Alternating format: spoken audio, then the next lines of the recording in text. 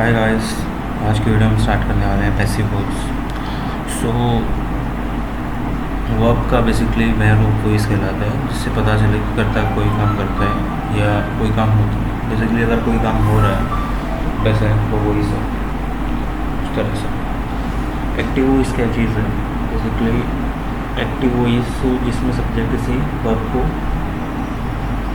किसी ऑब्जेक्ट पर करता है। लाइक मैं खाना खा रहा हूँ, तो खाना मैं खा रहा हूँ, मैं आई और फूड, तो आई सब्जेक्ट फूड ऑब्जेक्ट। उसी तरह से पैसिव का क्या है, जिसमें बेसिकली ऑब्जेक्ट पर किसी कार्य का प्रभाव पड़ता है। लाइक ऑब्जेक्ट कोई काम किया जा रहा है उस पर हमारी वर्ब का प्रभाव पड़ता है। चलना फॉर्म में ऑब्जेक्ट पहले आता है, हेल्पिंग वर्ब की third form by and then subject. Passive voice का प्रयोग कहाँ होता है? पैसिव बेसिकली कहीं यूज़ नहीं होता, खाली एक्टिव होता है। पैसिव हो गया पैसिव इनकम टाइप कि मतलब आप कुछ काम कर नहीं रहे हो, कुछ भी हो रहा है लेकिन वो कहीं यूज़ नहीं होता। जैसे tea grows both in Assam and Ceylon. Tea is grown both in Assam and Ceylon, तो ये पैसिव है।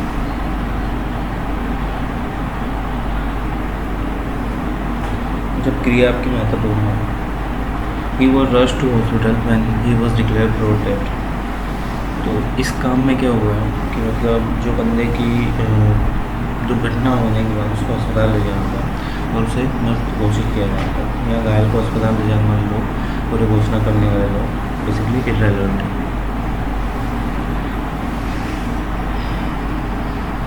जब बेसिकली ये ना बताओ कि सब्जेक्ट महत्वपूर्ण है या नहीं। Peoples were relocated from the flood affected villages. So ये है। हम इसमें देखते हैं कैसे होता है। इंडेफिनिट टेंस में क्या होता है? सब्जेक्ट वर्ब के फर्स्ट फॉर्म ऑब्जेक्ट। पास्ट में क्या होता है? आपकी जो फर्स्ट फॉर्म है उसे सेकंड में कन्वर्ट कर दो, बाकी सब ठीक रहेगा। सिंपल फ्यूचर में क्या है? शैल विल आ जाएगा वर्ब के फर्स्ट फॉर्म में से। मोडाल में क्या है? मोडाल आ जाता है वर्ब के फर्स्ट फॉर्म में ऑब्जेक्ट। पैसिव में सब कुछ उल्टा। फर्स्ट सिंपल प्रेजेंट में क्या है? ऑब्जेक्ट आ गया पहले, इज ए मान आ गया, वर्ब की third form subject by object. Object आ गया वॉज वर्ब की third form by subject. Object shall will be verb की third form by subject which is. तो अब इसको चेंज कैसे करेंगे?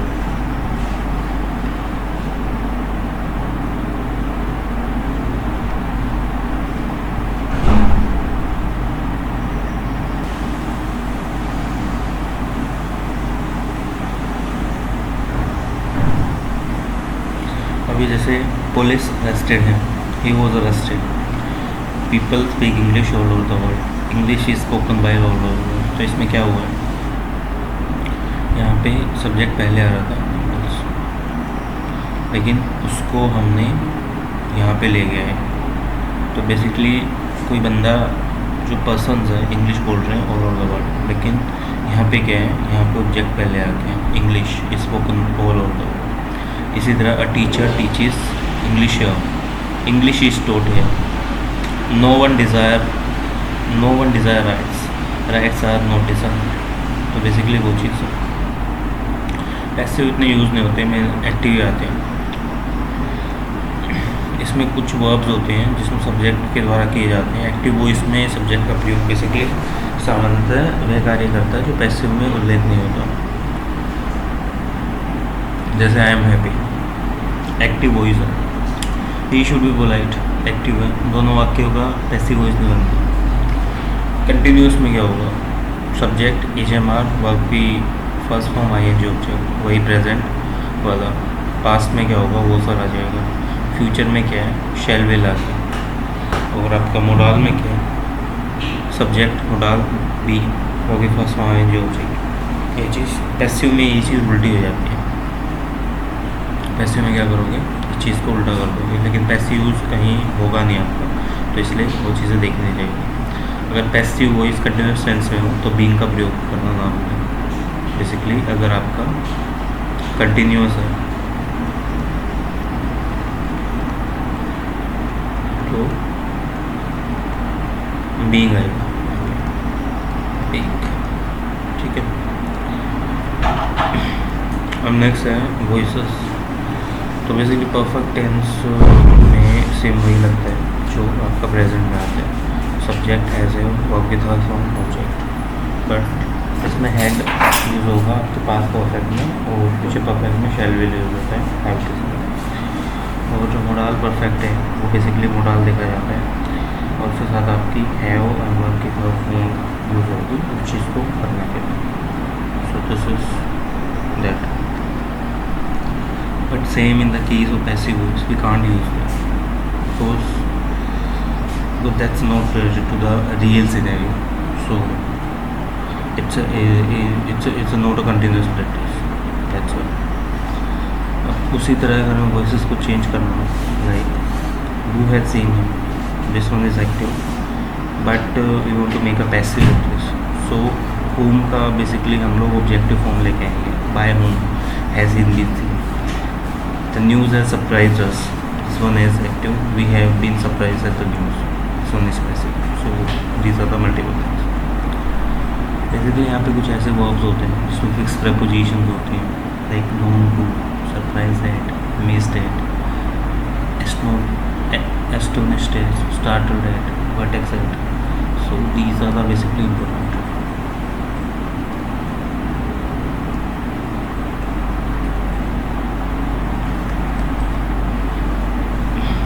अगर रिमेंबर दैट, लाइक डायरेक्टली यहाँ से क्वेश्चन आता है।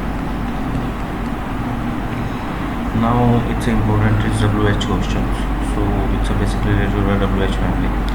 सो येस और नो क्वेश्चंस का पैसिव बनाकर इसे वेल इंटरोगेटिव वर्ड्स को जोड़ देने से WH क्वेश्चन हो जाते हैं। Like have you broken the glass, we has the question, has the glass broken by you. So इसमें यू पीछे चला गया, the thing is dead. Just a minute.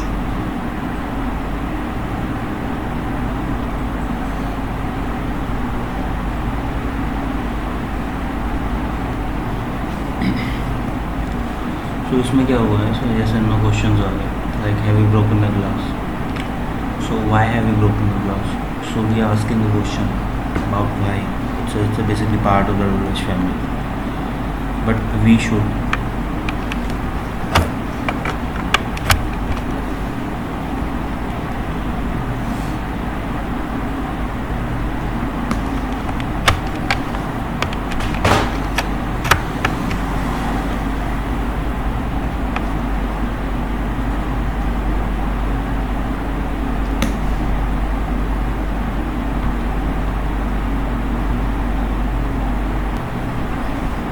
part of WH family, but we are asking a question here, like yes or no. So basically interrogative one.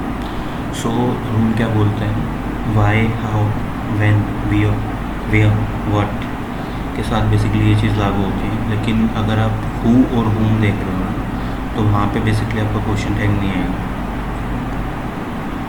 सो इन दोनों के साथ नहीं आता, but why, how, when, where। सो इस चीज़ में who or whom, like who and this objective of this who is whom, तो इन दोनों के साथ नहीं आएगा, बट बाकी सब के साथ हम डालेंगे। Like by who wrote the Ramayana, by whom was Ramayana written, who was the Ramayana written by, so who was Ramayana written by, इससे कहना ही काफ़ी गलत है, क्योंकि इसके साथ बेसिकली आता ही नहीं। You have to sing it. तो आपको बेसिकली यही याद रखने का है कि किसके साथ आएगा एंड किसके साथ नहीं।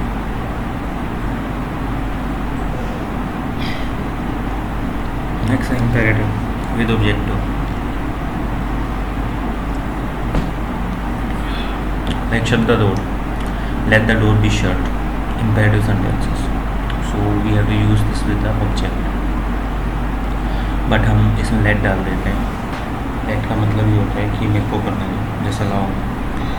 So let the door be shut, it's a passive. Shut the door, it's active, and let the door be shut, it's a passive.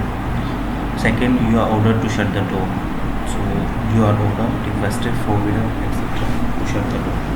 So this is basically for the imperative. This is for the imperative sentences.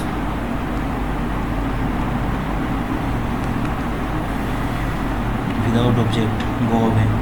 You are ordered to go away.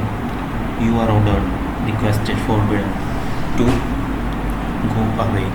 So this one is another objective. After that, there's a suggestions, morals, like help the poor. We are suggesting our the moral values. So this one is going in a way like should, चाहिए. The poor should be helped. Basically, गरीबों की मदद करनी चाहिए. That's the thing. Next है infinitive. Infinitive का मतलब ये है कि टू प्लस वर्ब की first form. That's basically to the verb की first form plus to. So it's a to plus verb की first form. Then passive one is to be verb की third form. So इसको हमने to को same रखा. Be is am are and passive में basically verb की हमने third form यहाँ पे कन्वर्ट कर दी क्योंकि we are going this for the perfect. So I am to do it. मैं कर रहा हूँ. It is to be done by me. ये मेरे द्वारा ही किया गया वो चीज़. You are write to you have to write it in ink. It is to be written in ink. So this one is something. To be को basically passive voice में टू बी एंड वर्ब की third form में परिवर्तित किया जाता है. तो हमेशा नहीं बोला जाता है. अगर टू बी को करने वाले सब्जेक्ट का हम लोग टू बी से पहले पूछते हैं तो टू बी को टू बी वी थ्री में परिवर्तित नहीं. So this one, so 2 plus v1 is equal to 2b v3. So this one is the one thing.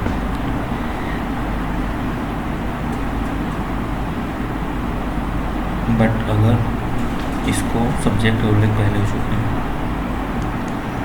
But subject पहले आ गए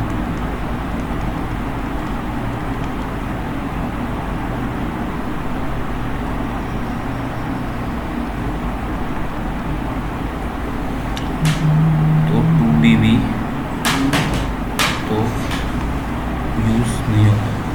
ठीक है. This one is not use in that case. Has have had इस case में to be like has have and had plus verb का first form object. So this one is also combine. By जो object होगा वो आगे आएगा has have had to be verb की third form plus by subject. I have to finish this work like this work has to be finished bye me. Object has to be verb की third form by object. You have to choose the dress. Dress has been chosen by you. So this one is another thing.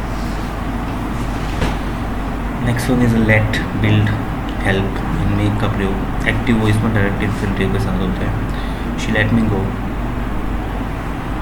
और I bade him to leave the room. So this one is also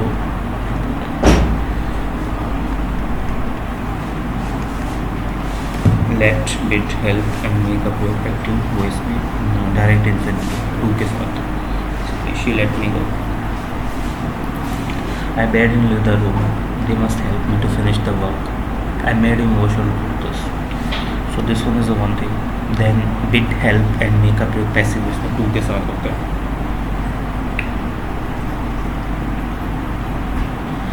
He was bidden to leave the room by me. Like I forced him. I must pay help to finish the work. He was made to wash all the clothes by me. Let का प्रयोग वाक्य में अलग अलग अर्थ में भी हो सकता है. पैसिव वॉइस के अनुसार प्रयोग होंगे.